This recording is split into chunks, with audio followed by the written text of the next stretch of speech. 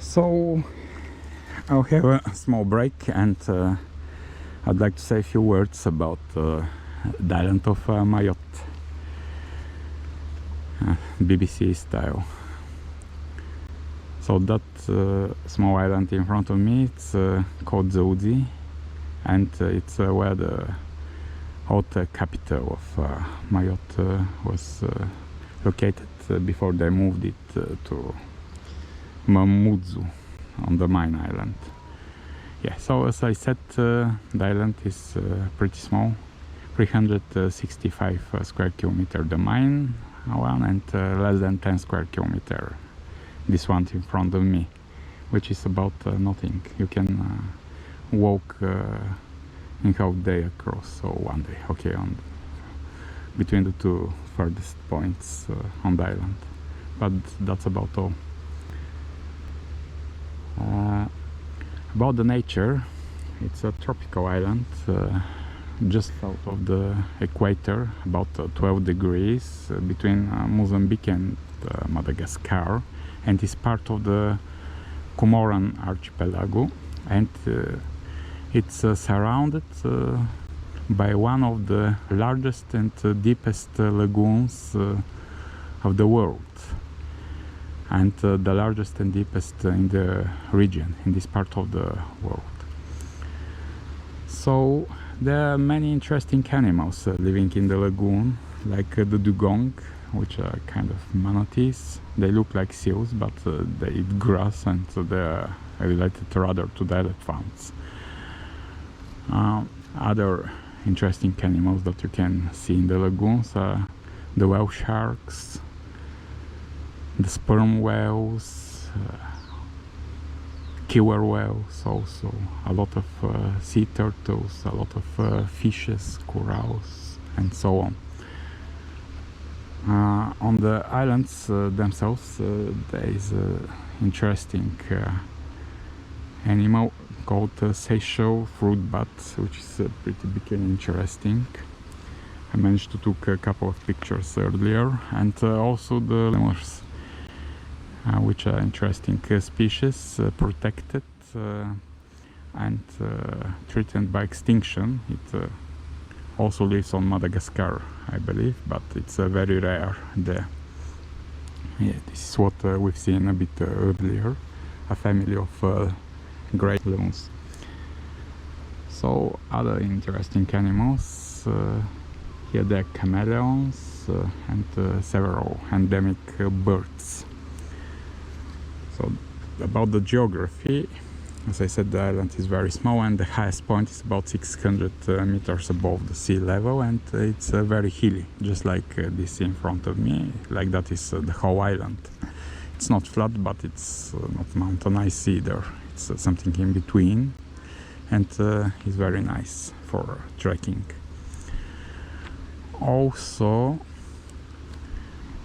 I would like to say a few words about the history. This island actually was populated from way before the Europeans quote discover unquote. It, about in year 1500, the Portuguese, I believe, first discovered it.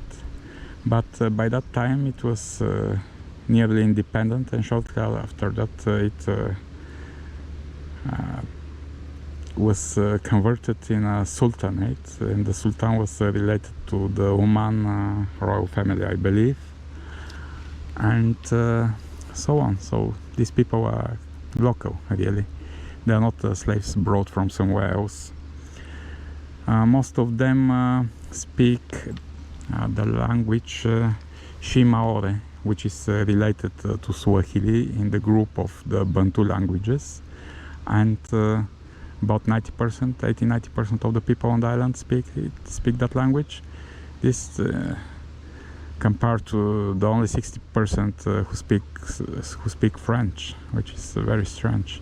And only 1% of the island's population has French as a native language. It's very strange. The other local language is a type of Maogassian language. This means it's related to the Polynesian languages, so another strange kind of language and people. And all this means that the island actually has its own history, tradition, culture, and so on. And maybe it's worth to be preserved, and it would be interesting for the further generations. But anyway, so politically it's part of France, as I said, fully integrated department, but there was a kind of turmoil and several controversial decisions. At the 70s, I believe, there was that movement to make referendums on all islands if they want to be independent or not, and the Comoran archipelago, as a whole, decided to be independent, but the island of Mayotte in particular decided to keep being part of France, which